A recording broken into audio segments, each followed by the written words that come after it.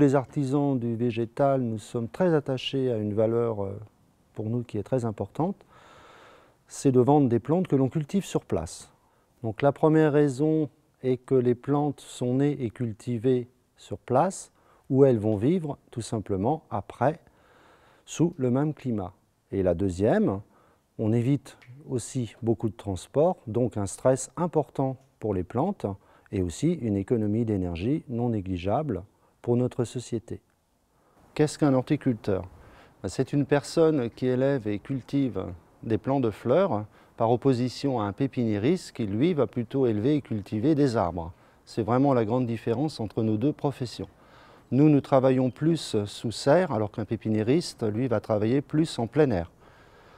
Comme un cuisinier va proposer du bon, nous, les horticulteurs, nous allons proposer du beau pour que vous puissiez embellir vos terrasses, jardins, balcons.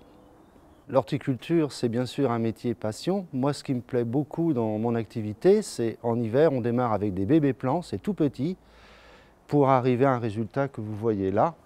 Et également, très important, la transmission de notre passion auprès des jeunes qui, grâce aux artisans du végétal, sont amenés à faire des formations qui nous aident à bien comprendre notre métier et puis bien sûr aussi à bien vendre nos plantes. Bonjour. Un petit renseignement peut-être. Accueillir les gens, pour moi, c'est très important. C'est avant tout les rassurer parce qu'ils arrivent dans un environnement qu'ils n'ont pas l'habitude de fréquenter. Ils arrivent dans une pépinière, chez un producteur, avec une multitude de plantes. Alors ils sont un peu perdus. Nous, on est là pour les rassurer, pour leur dire, déjà pour les écouter, pour leur dire exactement quelles plantes mettre à quel endroit, en fonction de l'exposition, en fonction de la nature du sol. On les conseillera sur la couleur des floraisons, de ce qu'ils préfèrent également, de leur goût. Et puis il faut bien dire, il faut bien l'avouer aussi, les gens se sont éloignés de la terre, ils ne savent plus planter, ou ils ont peur de mal faire. Et nous, on va leur montrer comment planter, dans les meilleures conditions. Qui connaît mieux la plante que celui qui la met au monde? On les bouture, on les rempote, on les taille pendant plusieurs mois, parfois pendant plusieurs années. C'est ça être producteur. Et c'est ça que le client vient chercher. C'est le résultat. Il veut du résultat dans son jardin.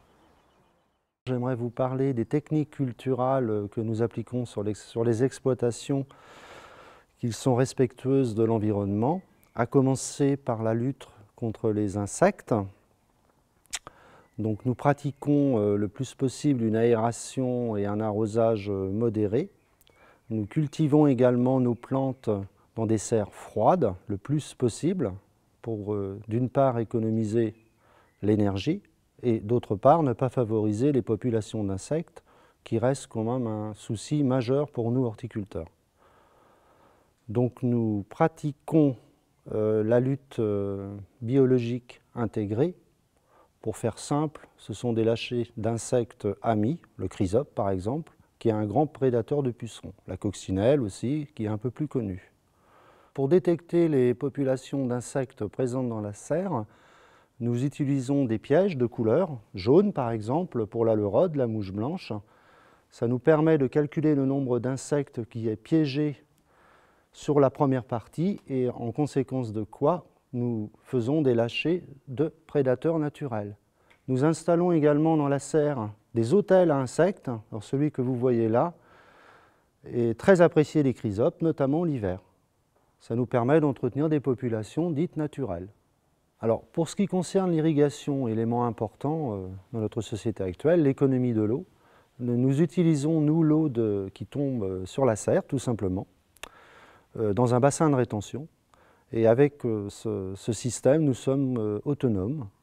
On arrose également à la lance, bon, c'est un choix plus personnel, on peut aussi utiliser les arrosages automatiques. Et pour économiser l'eau également, on utilise des écrans thermiques qui ombrent en été et qui diminuent considérablement la consommation d'eau pour les plantes.